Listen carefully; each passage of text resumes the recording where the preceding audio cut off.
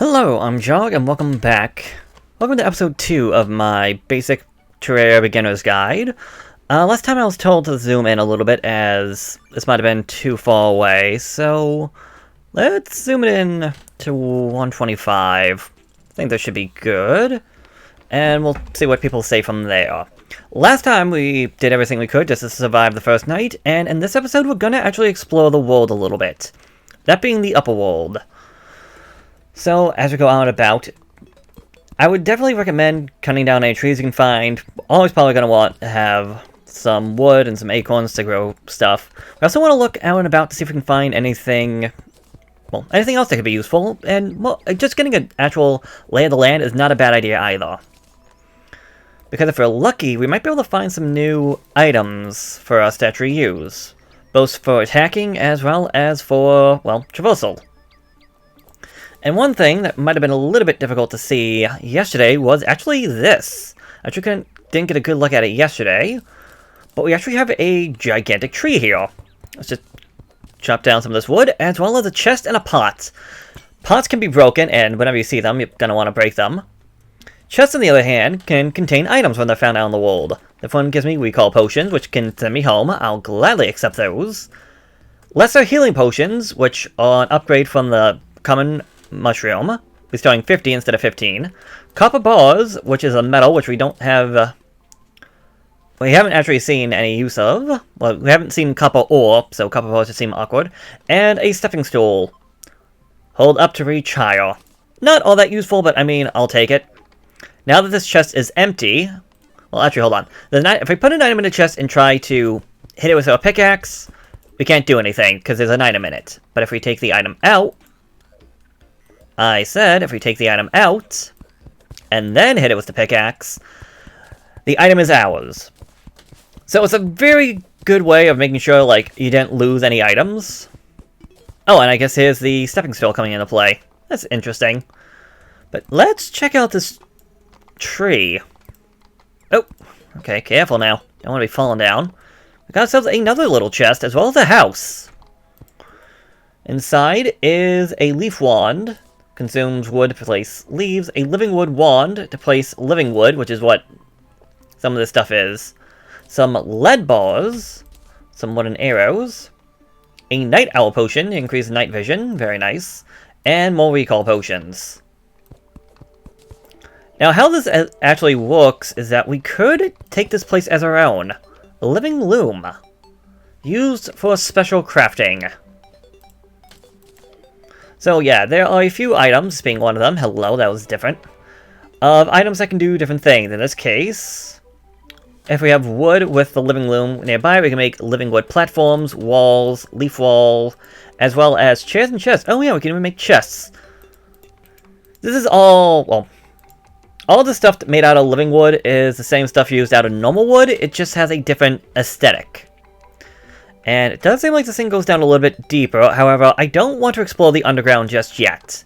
That's going to be next episode. This first episode, well, second episode, I should be more specific, is just exploring the overworld, but I'll keep that in mind. We do want to be careful as we go out and about, because fall damage is a thing, and the same as drowning. Thankfully, our pick can actually help us deal with a good amount of issues, and if you actually look over to the left, we can actually see another issue, that being a vulture. Which is just like a slime, a hostile non-player character, or a hostile NPC. Compared to, say, the guide, who is a friendly NPC.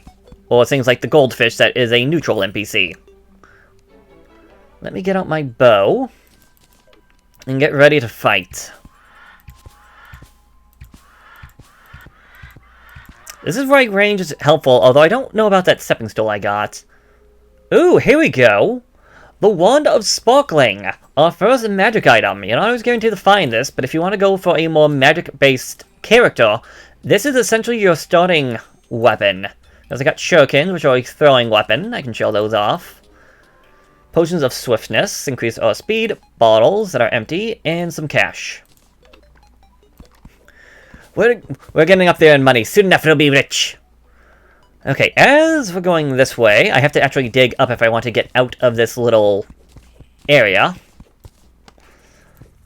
And turning the auto mine might be useful. Be careful of sand. Sand is one out of a very few items or blocks in this game that actually are affected by gravity. So if we dig this, and dig that, boom, the sand will fall. So we do need to be careful. If the sand lands on us, it will hurt us, and it will deal damage fast. So, again, be careful. Now, as we go out here, we find some new-looking trees. For the most part, they do the exact same thing. They're just more or less a different look. This is palm wood, which is, again, just more wood. This is actually an oasis. I don't actually see these too often. That's neat. Ooh. And very lucky. We actually got a chest underwater, which, again, you don't always get. They can have underwater chests have their own specific loot. So I'll take those. Another night vision. Healing potion, wooden arrows, more lead. Bombs, which we haven't even seen yet. A sand bucket, which is more decoration. Shark bait, equipable. Summons a shark pup. That is actually our first little pet, which we'll deal with later on. And water walking boots, the ability to walk on water or honey. Honey will be talked about later. But as we see right there, I got myself a little pet. They don't do anything, they're just there for, like, decoration. But it's just a nice little thing to have out and about. But say we don't want him out and about, like say he's distracting. If we just hit the little eyeball icon there, he is gone. For right now, I'm going to keep him off. And you are actually something I've been looking for a while. Cactus. It might sound strange, but cactus can actually be useful. I'm also going to craft a bench because I actually want to show this off. I'm hoping I have enough cactus on me. Yes, a cactus sword. I highly recommend, if you can find a desert and cactus, make yourself a cactus sword. So, okay, I have a forceful one, which is extra knockback. So here's my wooden sword. Okay. I'm going to put you away for right now. So this is my cactus sword. My wooden sword. My cactus sword, on the other hand, it is slower, but it has much greater reach, which is what I like. Also, it does more damage. If you were to play, say, Expert or Master mode, I would highly recommend the Cactus Sword. Also, shurikens, because I can actually show these off. Shurikens can pierce enemies. I think they can pierce up to 3. The issue is that if you want to actually throw them, you have to keep on pressing the button. Okay, we got ourselves a bit of a gap here. As well as a cave. However, I don't feel like falling down. So why don't we show off one of the uses of rope? Rope is, for the most part, good for going down. But it can also go across, if I can... Excuse me?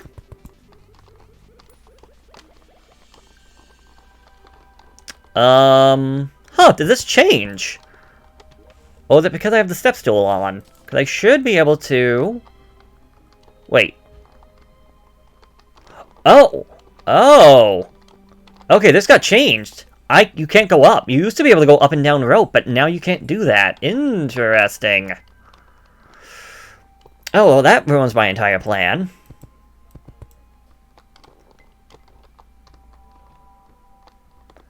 You can go left or right, but you can't go up.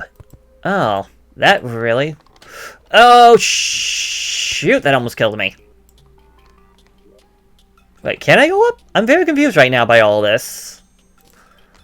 So this is something I'm gonna have to look up on my own time. Thankfully, because of this back wall, I can put down some stone. So I'm not just stuck down here. Also, how high you can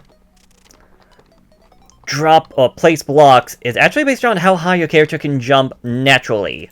A character can jump up to 6 tiles, so we can jump up to 6 tiles.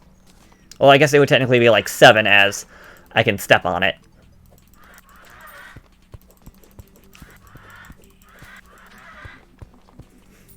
Oh, another little thing. Because I was talking about getting cactus and using, like, a cactus sword. Do not be afraid to make more of them. I actually forgot to take the crafting bench with me. But if you have enough cactus just lying around, feel free to just make a bunch of cactus swords, because you might be able to make yourself one that was better than what you crafted before. Okay. Also, if you need a potion, you can either use it by having it in the hotbar, or like I just did there, and I should have actually explained what I was doing. If you hit the H button on the keyboard, you can actually heal yourself, well, by using the keyboard. Also, it looks like something might be down there, although I lost all my rope. So, yeah, that'll still be there later on. Surprised I haven't found more chests, to be honest, though. Oh, I haven't found another thing. Oh, right, I have my water walking boots. If I didn't have that, that would be a lot more difficult.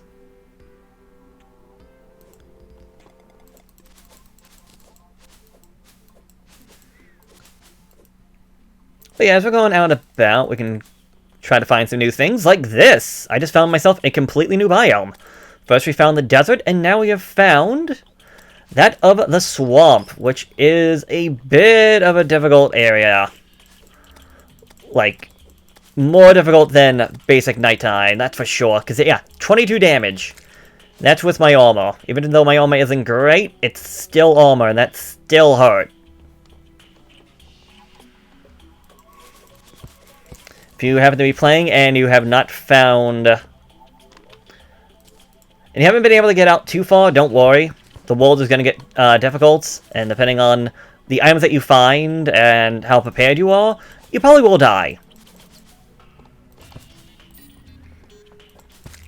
But we weren't, like, trying to... Our main goal wasn't trying to, like, say, get to the end of the world. It was just going out to explore. And hello there, chest.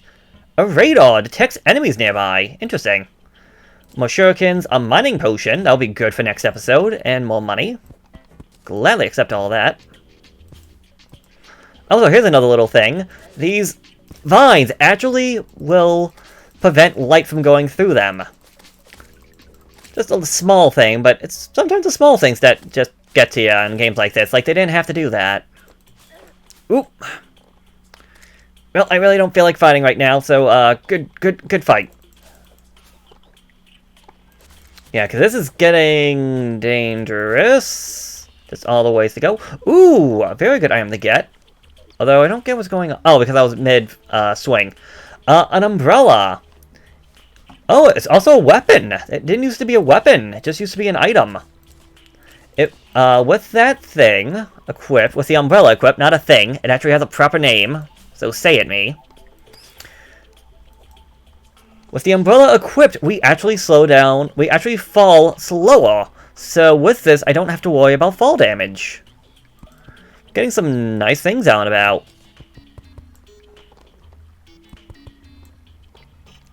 And again, this is just like the basic stuff, because it's just found without much challenger issues. Ooh, Moonglow, that's another plant. Unfortunately, we didn't get any seeds from it. You get seeds, so you might guess it being nighttime. That's why it's called a Moonglow. Kind of like how I got day blooms, they bloom in the day. That's how you get seeds from them. I'll go into more detail about plants later on, as, well, this is not the plant slash potion episode, this is the overworld. Ooh! Ooh, we got ourselves the equivalent of a mini-boss, Pinky. Okay, before we talk about Pinky, Blowpipe. This is what I would call your bare-bones basic ranger starting item. It's not great, in my opinion. By cutting grass, you collect seeds, which you can use for fighting. Okay, that did less damage than I thought. But, as I said, it is a free way of, well, a cheap way of getting ranged combat early on in the game, without even crafting a bow. And considering how easy it is to get the ammo, it's fine for what it does, but I wouldn't rely on that too much. Pinky! Upon its defeat, actually dropped us a gold coin. We actually have 2 gold coins now. And it also dropped some pink gel. While not necessary, I do want to pick that up. Although my inventory is a little bit full, so let me throw something into the trash. Because I threw that in the trash, it's still there if I need it. However, if I put another item on top of it like this, the item that was there before is now gone. So that is unfortunate. And we also found another underground house. No issue in no harm in exploring. Found the same stuff as before though, although I found new bars, that being tungsten. Alright, I'll take that. More money. And we found some duplicates. I don't care for those too much. But okay, let's get out of here. It's already... Actually, where's the time? Oh, it's right there. I don't even know what I'm doing now. And I'm doing the stinking guide.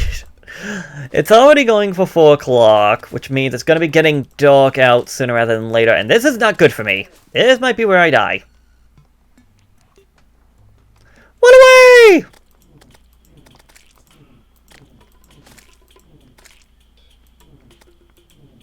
Really love magic. It can be so good.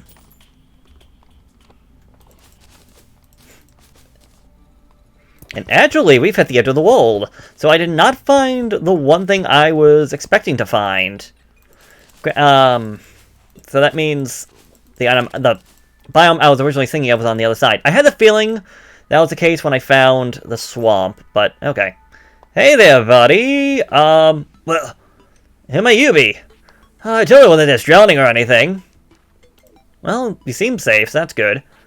Okay, the ocean.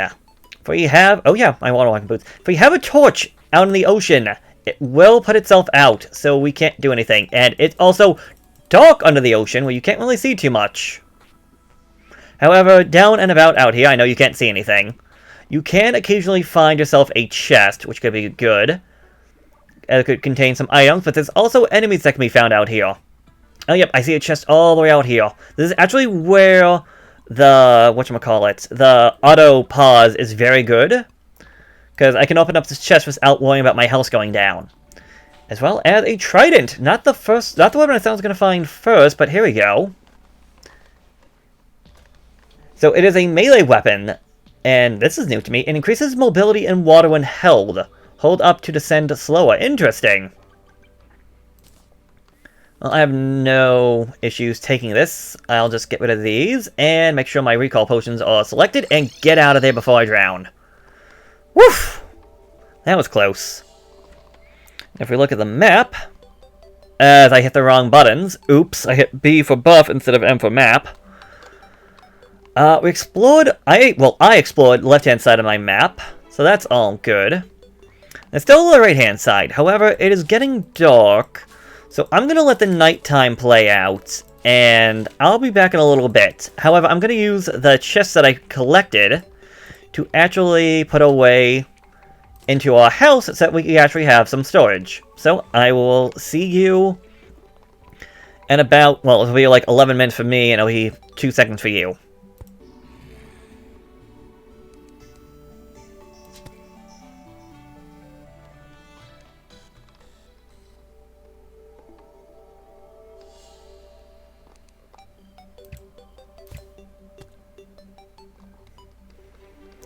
Alright, and I am back. Quick little thing. I found out how this works. If you... one, you have to push it down to actually grab onto the rope. But if you left-click, you can climb up the rope. I don't understand it all that much, but it is how this game currently does it. Okay, so I've been a little bit busy in the night, going out collecting things and whatnot. And I have chests with items out and about. Also, hold on. Let me put the auto pause back on.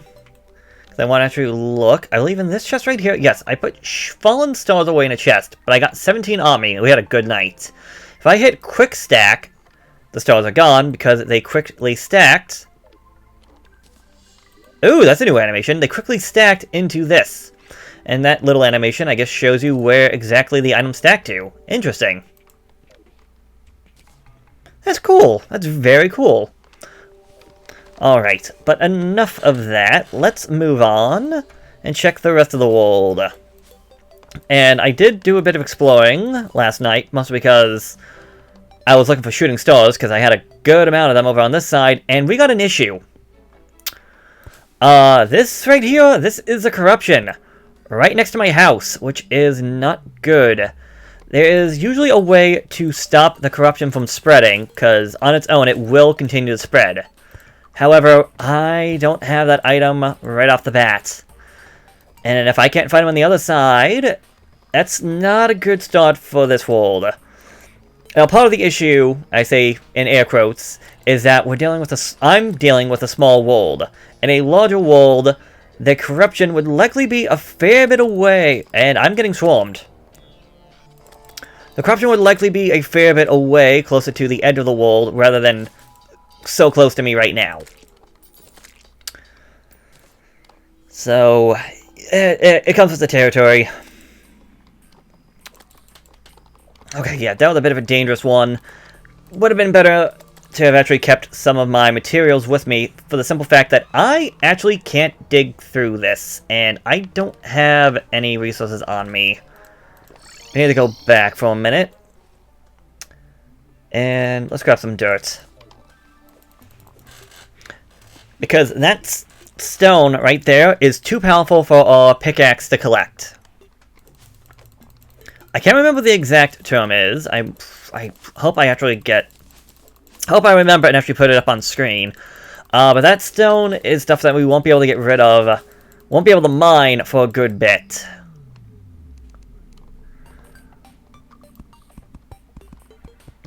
Okay.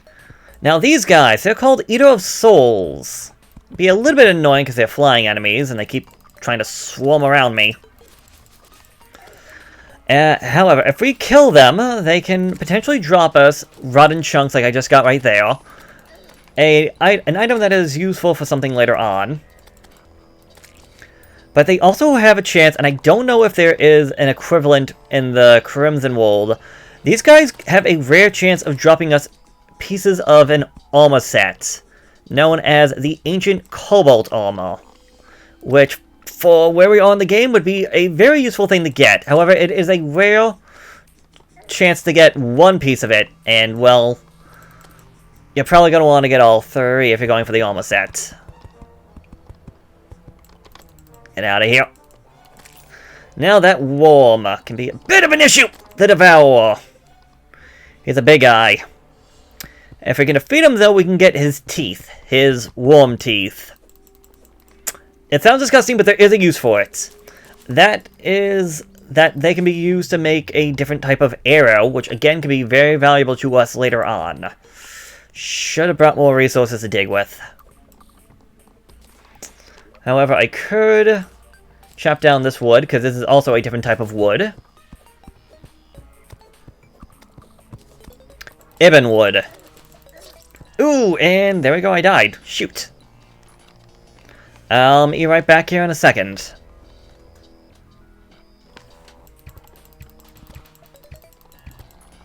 Okay, I'm back. But for how long at this rate?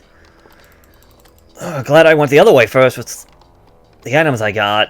The place would be a lot more difficult without it. If I can give any piece of advice, put your money away. Thankfully, I did do that before we came out here, but I should have mentioned that to you as well. Put your money away, so that when you die, it's still at your base instead of being dropped into the world. And this is not good for me. Usually, out in these worlds are dandelions? No, sunflowers, I believe what they are. And my world did not get any. They are very useful items because they stop the spread of the corruption or the crimson from happening. So, in a situation like this, it is probably going to be my best bet to go to another world and see if I can get sunflowers there, because unless this is something new that got changed, which would not surprise me, I don't think... I'm pretty sure they're supposed to spawn no matter what. Hello? Well, this is a little awkward. Well, one, I'm going to say right now, this is a place called the Dungeon. Do not go down here. I don't know why this is right here. I know I don't want to go down there because we could die. There is a creature that's supposed to stop you from actually entering the dungeon. And I will say, if you do try to enter it, when you're not supposed to, you will die. Hello there, old man. My master cannot be summoned under the light of day. Good talk. Good talk.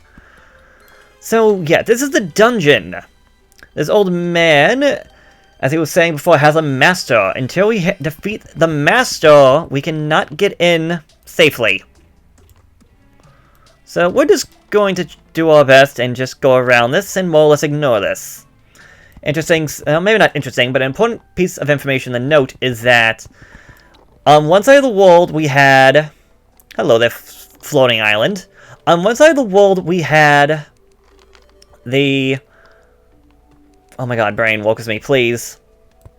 We had... the swamp. That's the one I'm looking for. On this side of the world, we got the dungeon. That's how it works in every world. You'll have the swamp on one side and the dungeon on the other. Which side they spawn on is never guaranteed. Okay, this doesn't look like it's gonna be fun, but I'm gonna try and drop... and, okay, survive. That Sky Island, I'm actually surprised we found that. Also, it just shows how high up we were in the world. And Hoppy! Enemy I'm not supposed to fight. Well, I was hoping not to find yet, because as we can see, they can take a beating. They have good defenses. They have good attack. And good health. Yeah, they are kind of related to that Sky Island. The fact that they only show up when you get so high up, like, above the planet. So, the fact that the fortress was set high up, I'm not a big fan of right off the bat, just gonna say that. Okay, on the left side we had an oasis, on the right side we got a desert, just a plain desert from the look of things. Although, it looks like there's a kite or something in the background. That's interesting. And unfortunate. On rare occasion, and I mean rare, I have not had it happen on a world that I have actually played. In the desert, you could find the top of a pyramid. Inside of it being a rare item to get. Oh, duplicate again. But yes, if you happen to have a world and you actually find a pyramid, count yourself lucky, because they don't show up all that often. And I want to say, considering we found the fortress, we should be nearing the end of this world. That is the furthest to the center I've ever seen a dungeon before. Hello, I don't know why there's a pot. Must have been an issue with the spawning. Oh, not a pot. Potion. There must have been a pot there that broke from spawning. Ooh! An egglet! An item that automatically gives us +5 to our movement speed. I will gladly accept that. I'm also taking this stepping stool off because it's just more annoying than anything else. Boulder Potion! Increases our placement speed and range of building. Could be useful. I won't say it's the most useful thing, but it could be useful.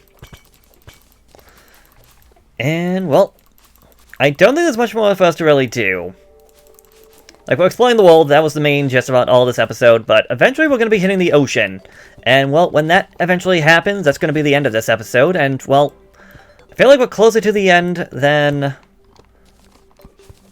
well, than I would like. So, I want to just say right now, if you happen to be going out in the world, you will find chests. There are definitely chests that spawn up on the top. How many there are a bit random. There is a limit. And what you find in them will probably not be the same things that I found. But it does not hurt to start looking on the upper world when you get a chance. Now, if I can hit the right button. If you happen to find the corruption right off the bat, kind of like I did, explore the other side. Do not try going through the corruption if you can help it when you're not ready. Like, exploring the world is nice, but, like, I would not have made it through the corruption.